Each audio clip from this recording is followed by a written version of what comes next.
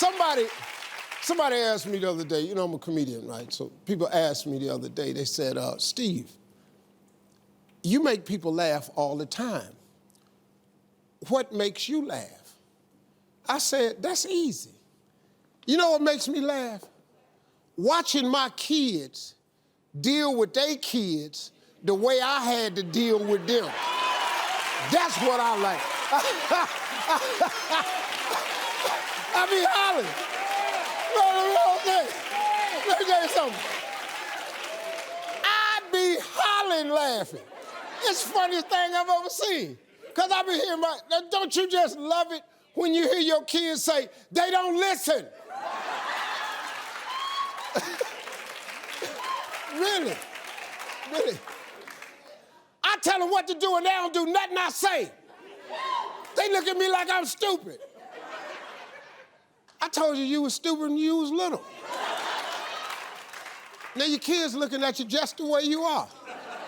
You know what else makes me laugh? I'll tell you what else is funny to me, man. Being a grandparent, giving my grandkids stuff that their parents won't let them have. That's one of my great joys. I love it.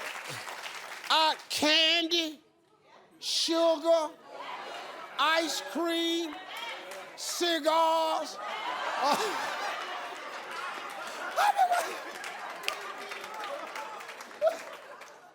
It was crazy. 2 of my daughters don't eat meat.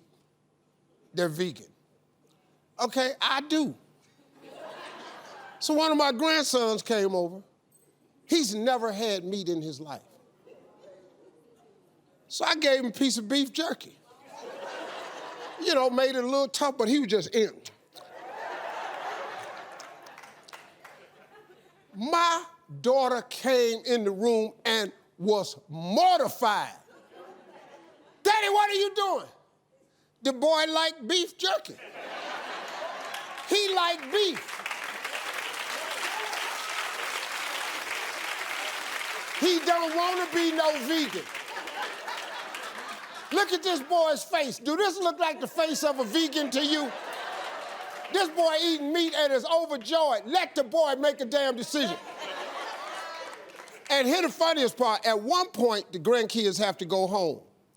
But they don't ever want to go home. They want to stay with Papa and Nana. They want to stay with us. And they be kicking and screaming going out the door.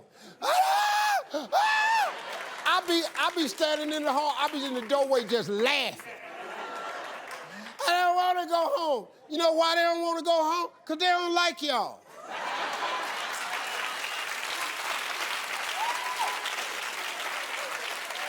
I told you that. And when y'all was babies driving me crazy, I didn't like y'all either. So if you want to know what make me laugh, that's what make me laugh right there. When did we start reasoning with our kids? When did that start? Because I don't remember this when I was growing up. But all of a sudden, we've started reasoning with our kids. When my daddy said no, when he said no, my question was never, but why? But why? I didn't even want that answer from him. I'm just wondering about this. See, plus my father had the ability to know when I was thinking messed up thoughts. I mean, seriously, he'd be standing over there looking at me like, oh, you standing over there looking like you want to say something. I'd be going, no, Dad, not me, no. My mind is completely blank. I'm not thinking a doggone thing right here. But I see people all the time reasoning with their kids. Just be going through it. When did we start going back and forth with kids? I never had that. My father told us at the beginning, there is no back and forth. It's just forth. We don't do back in this family. So I had none of that. Arguing with a 3-year-old about why he need to go to bed. What are we talking about this for? You 3, you have to go to bed because you're stupid. You need rest. You have to grow. I I even see people reasoning with kids who put stuff in the basket when they're out at the mall. And they putting stuff in the basket, and the parent is reasoning with this kid. Why are you talking to him? You're the only one working. You're the only one paying bills. When did he start shopping? He just putting stuff in the bag. See, sweetie, the reason we can't buy this is because what? What happened to phrases like, because I said so? Now, what I'm about to offer you is a suggestion. This suggestion is against the law. I think this is for people like me. When you see kids tripping on their parents, you ever just want to go over to them and say, excuse me, ma'am, looks like you're in over your head right here. Look like you're stressing out a little bit. I don't want to but listen, let me help you out. If you just give me your child, let me take him over in this frozen food section for about 3 minutes. That's all I need. And when I bring this baby back, you ain't gonna have these problems. Could I have your permission to do that? It would change everything. Just do me a favor. Just watch my basket till I get back. I appreciate it. My 5th grandchild was born yesterday.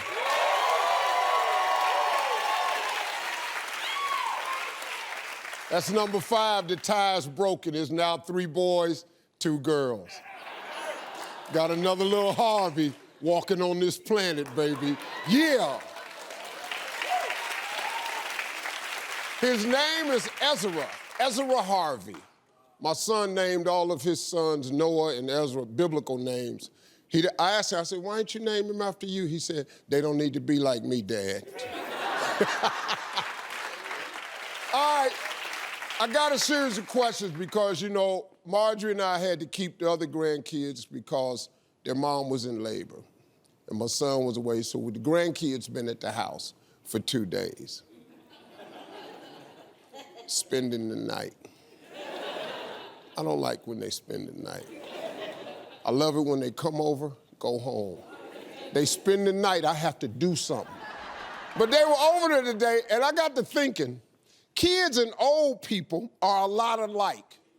Now, I done put together a list. Now, I want all of you, as I go through the list, to let me know that does this apply to kids, old people, or both? So you only got 3 responses, kids, old people, or both. You ready? Yeah. Here's the list. They sleep a lot. Oh. Uh-oh, picky eaters. Oh. They wander off. Oh. Sometimes they don't play well with others. Oh. They watch the same thing on TV over and over. They go to sleep when they get in the car. They get lost in the mall. This is not going good, man.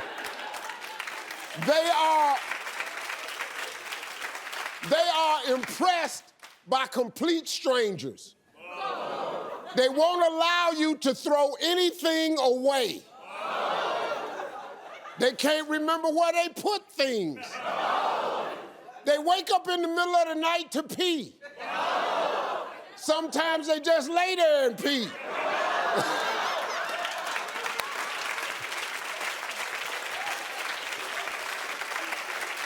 And last but not least, they tell you the same story over and over and over and over. Have you ever had to use your credit to buy something? Anybody in here other than me who had bad credit? You don't have to raise your hand. It's okay. I know you're here. Let me just tell you this. I know you're here. But let me just be the butt of this joke. I had bad credit. My credit score was so low. My credit score and my thermostat had the same number, 75.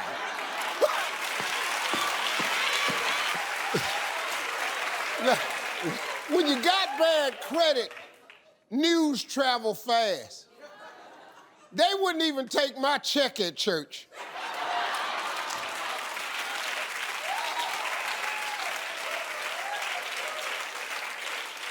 Brother Harvey, we're so happy to have you here as a member of the wonderful Cleveland Church of Christ. We have an ATM machine in the lobby. Would you mind taking this check and you go out there and see if it works for you first?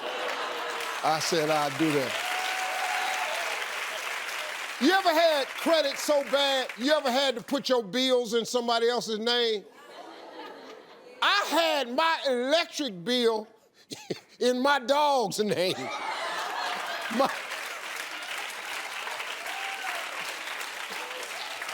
The electrical company used to call the house with an attitude. Yes, so when do you think Mr. Sparky can come down here and pay his bills? No, your name ain't no Sparky. But I go right along with it. Well, Mr. Sparky's busy right now.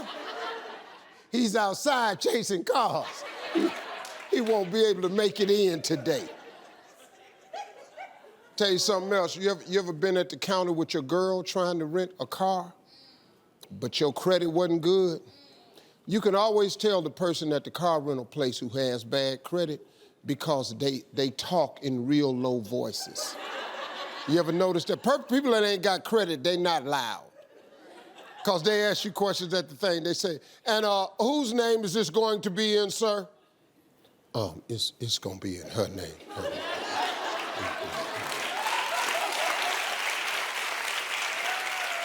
Excuse me, sir. Who's going to be driving the vehicle?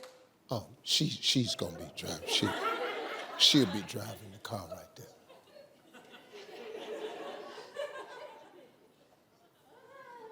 Come on.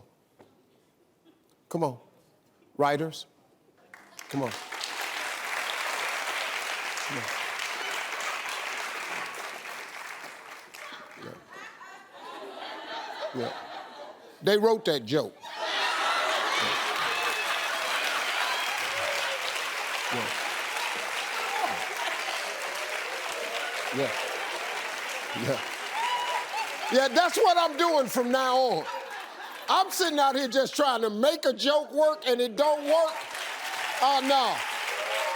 I'm gonna start having the people who wrote the joke come out here and see how it feels. The little walk of shame, just come on.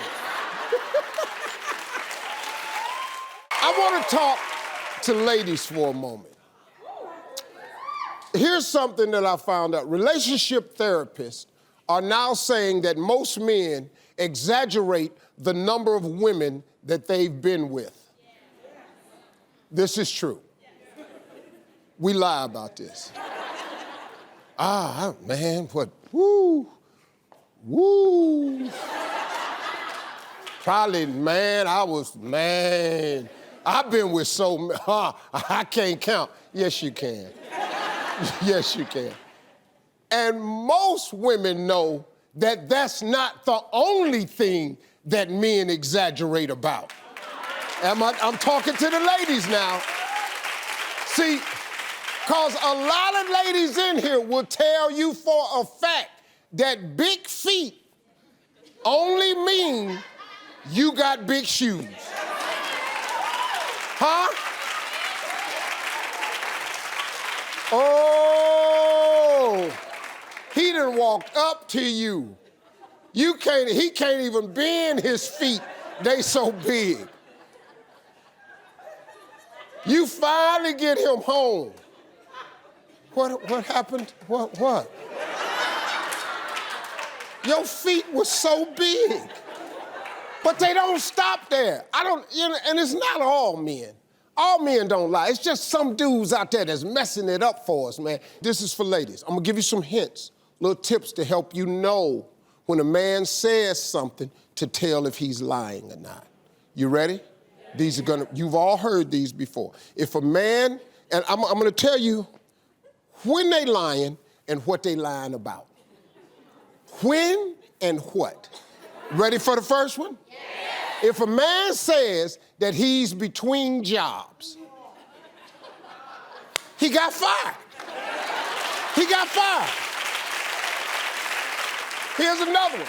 If a man tells you He's only able to do lunch. I can only do lunch. He married.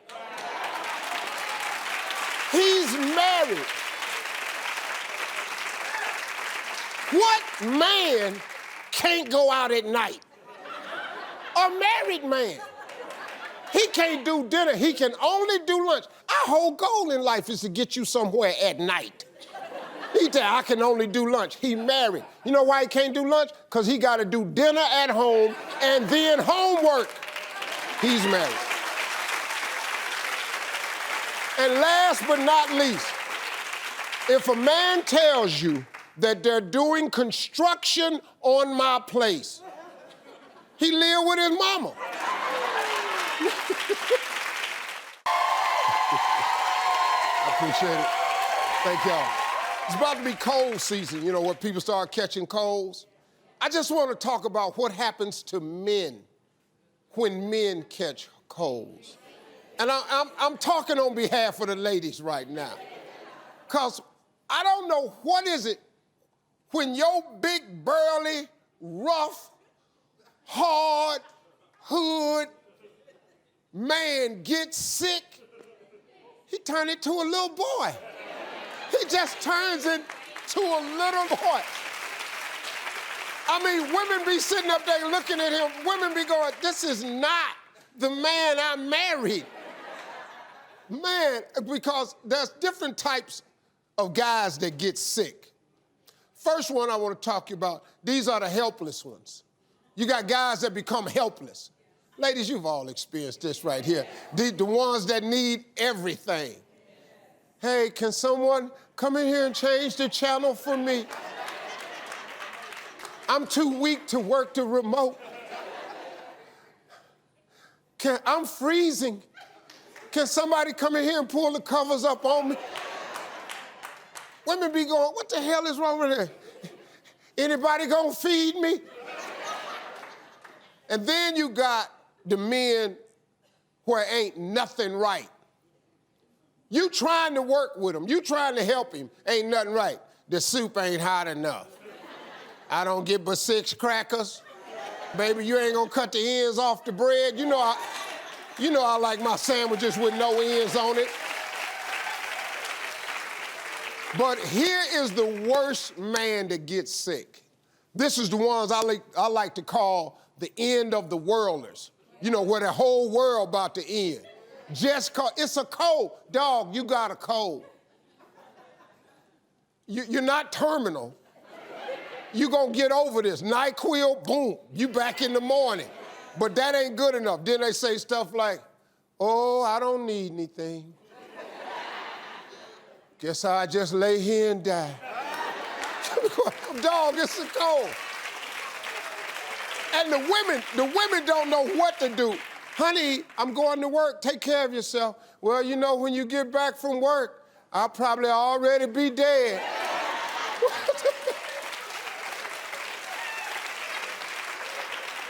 Then they drag the Lord into it. Call everybody down at the church, tell them to pray for me. I'm going to glory. Oh, here go a good one. I'm coming, Elizabeth. That was my favorite one. All right, ladies, this question is for you. I was reading this survey recently, and I will have a question for you. Do attractive men get away with more?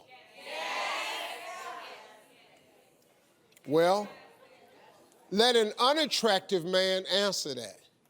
Hell yeah, they do. Yeah, they do. And you know they do.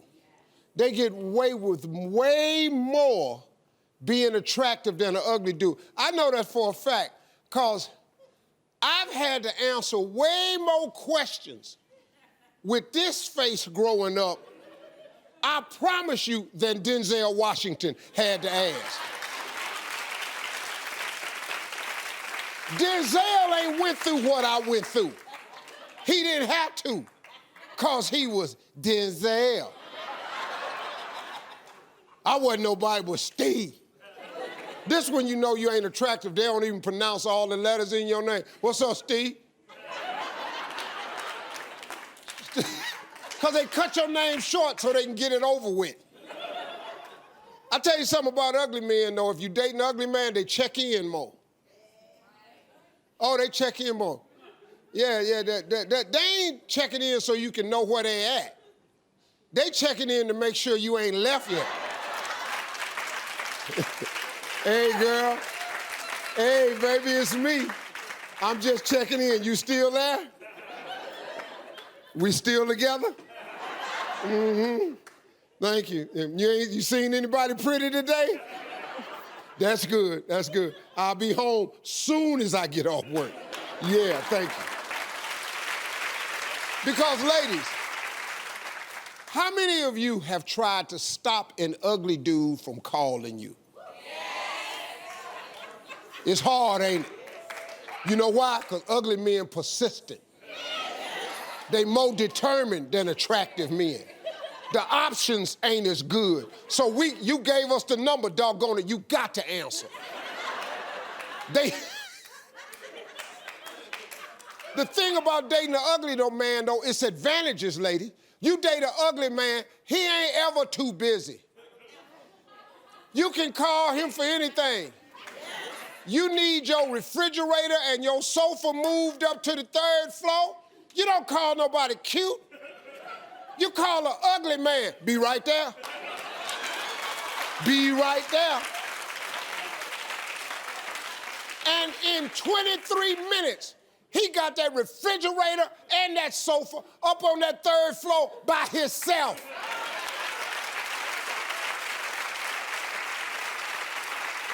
Now, there are some features that ugly men can have that won't make them so ugly anymore. See, ladies, you need to look at some of these features, because some of these features can help you overlook some of these flaws. Here's a good feature to have: a house. He got his own house. You got an apartment, he got a house. Sexy, ain't it? Starting to feel him a little bit. Huh? You understand what I'm saying? How about this right here? A nice car. You got a bus pass, he got a nice car. He's starting to come up a little bit. You starting to feel a little bit different about little ugly. I'm trying to tell you. How about this right here? A good, high-paying, 6-figure job.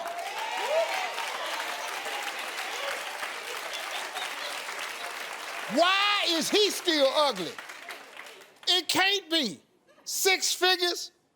You got to put your finger in your mouth and go, you know what? He kinda cute. Hey, let me ask you a question. You ever had one of those moments where stuff just starts spiraling out of control? You don't really know it. You wasn't really counting on it. You just got yourself in a situation, all of a sudden, you don't know how it's gonna play out. Have you been there before? Well, I got in one of those situations yesterday during Harvey's Hundreds. The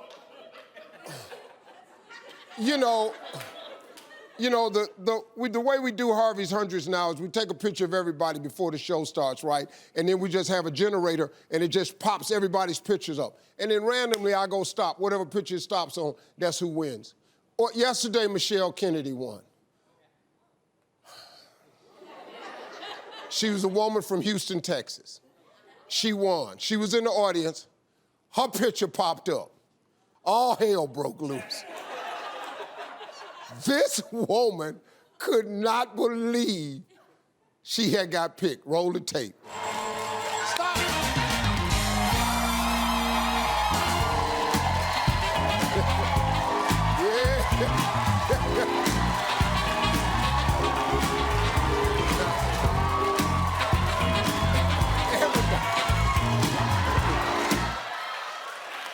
Now,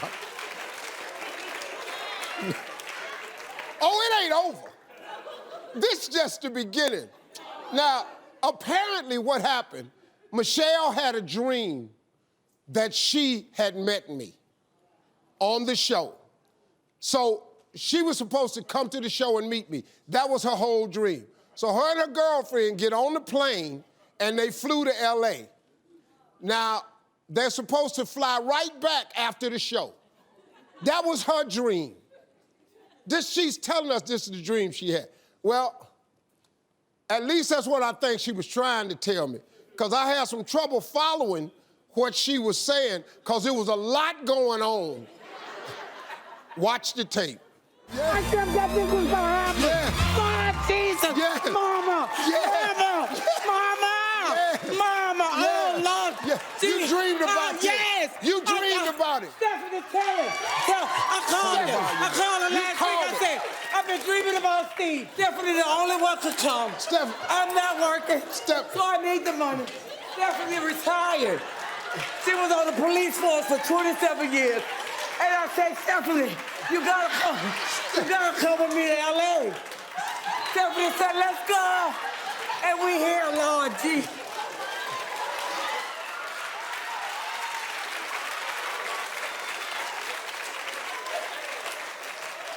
Roll it back. Now, right here, go. Yeah, after you dreamed about yes. it. You dreamed about it. Now, Stephanie, tell her. she touching me too much. I called her last week. I said, I've been dreaming about Steve. Stephanie, the only one could come. Stephanie. I'm not working. Stephanie. So I need the money. Stephanie retired. She was on the police force for 27 years. And I said, Stephanie, you gotta come. You gotta come with me to L.A. Stephanie said, let's go. And we here, Lord Jesus.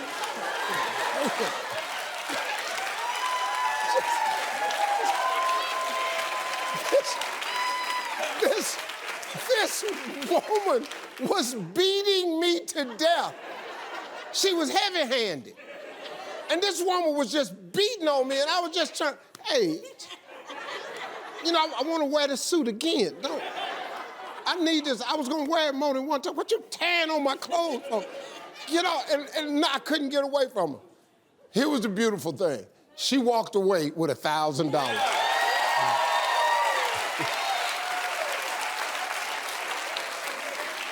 Michelle is back home in Houston right now. I just wanted to say she's safe and sound. I wanted to say congratulations. I wanted to say it was nice having you here. And if you ever have any other dreams about coming back to the show, just please call ahead of time so we'll know you coming. I loved her, man. One of the nicest ladies, man. Michelle Kennedy, I love you, girl. Hey, I got a question. What is it about free stuff that makes us lose our mind? Because it's free. You say the word free and people go crazy. Free food, free beer, free sample, free car wash. I'm gonna tell you something. That's actually how they move merchandise in the store. Buy two, get one free. Now, you so stupid. You don't know that you done actually bought 3 things.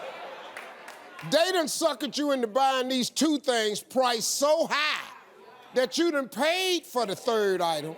But since they told you it was free, that's it. And free stuff make you act out of character. How many of y'all in here today would like to walk out of here with something absolutely free?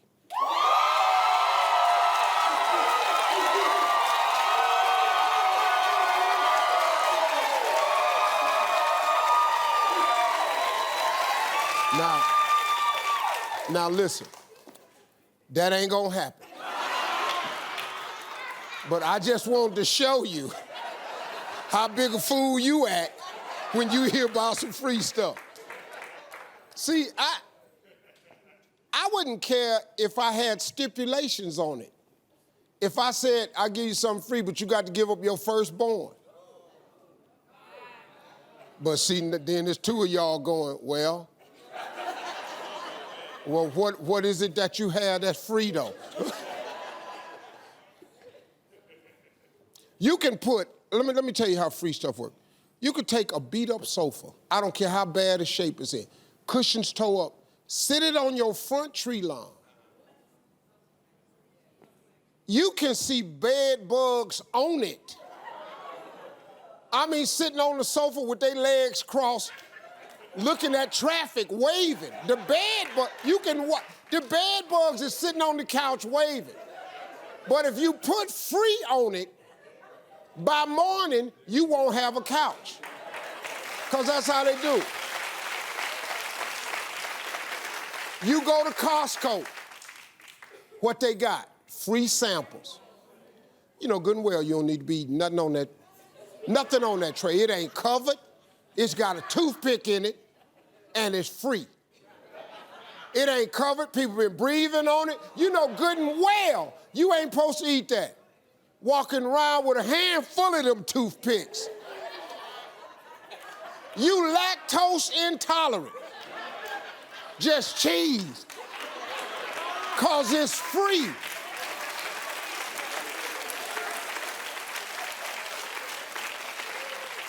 Allergic to mushrooms. But if it's got a toothpick in it and it's free, you just walking around Costco, just eating. Stop being excited about free stuff.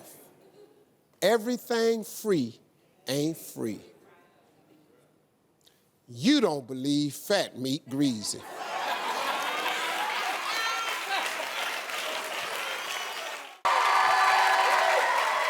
I don't know if you saw this or not. I want to bring this to your attention. Recently, an NFL football player named Vontae Davis, who plays for the Buffalo Bills, he did something that got him a lot of heat on the internet. His team was losing 28-6 at halftime.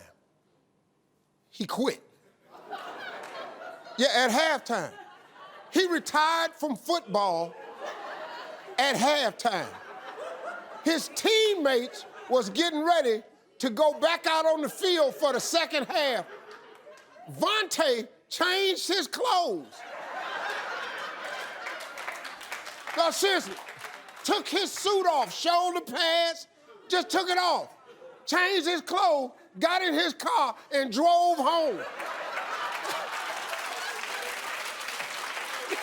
Devontae, no, seriously, this really happened. Devontae never happened in the history of a game. At halftime, I don't know who hit him. Somebody hit him in the first half, changed his whole mind about football. Somehow.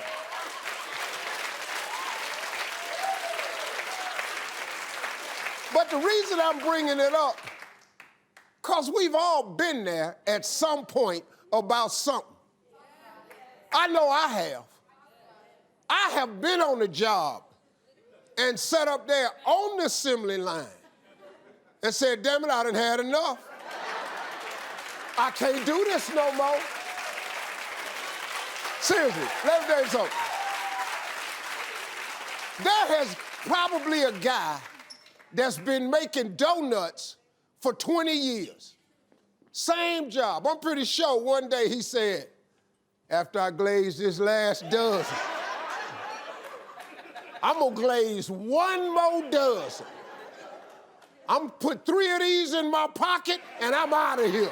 I ain't doing this no more.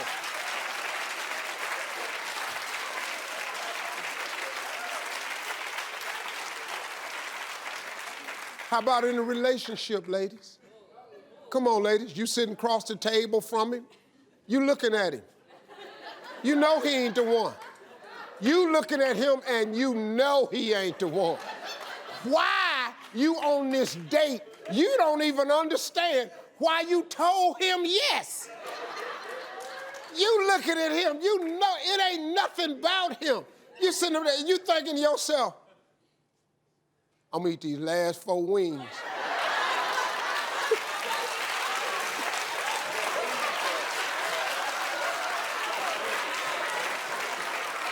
All right, but here the move they pull on you. I'm gonna eat these last 4 wings. I'm gonna go to the bathroom.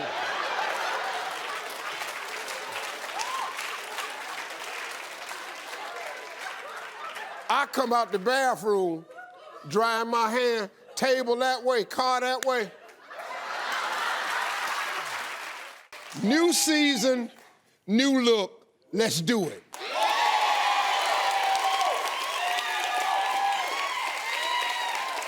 The new look is because of this. Here's the deal. I have never been afraid, nor ever will be I afraid to reinvent myself. Always you have to change. Change is inevitable. So you got two choices with change. You can react to it or you can participate in it. I would rather participate in it. This question won't affect most of you. How many grandparents in here? Okay, good. This joke is for 8 people. Because I'm like, relatively new grandfather. And you know what? I've been hearing for years how great it is to be a grandparent. Everybody been telling me that. I don't like it. I don't even see what the hell great about it. I've been waiting years for my kids to get out of my house. I want to be an empty nester. Now they come back to the house and they got some more people with them. I don't care what. I'm sorry. I get off work the other day, I go home, and the grandkids are there. And when they see me, man, they give it to me. Because they see me mostly on TV. They go, Papa TV. But when they see me live, it's like, oh my God, he here. And they just, Papa, and they run, and I hug them, and they give it to me. And I tell them I love them, and I put them down. But deep inside, I be going, y'all over here. Where your mama? Because see, when I pulled up, it wasn't no cars in the driveway. They always bring them over and drop them off. Now I've been talking to my girl all day long. All we've been talking about was what was gonna happen tonight. Then I get to the house and here they is.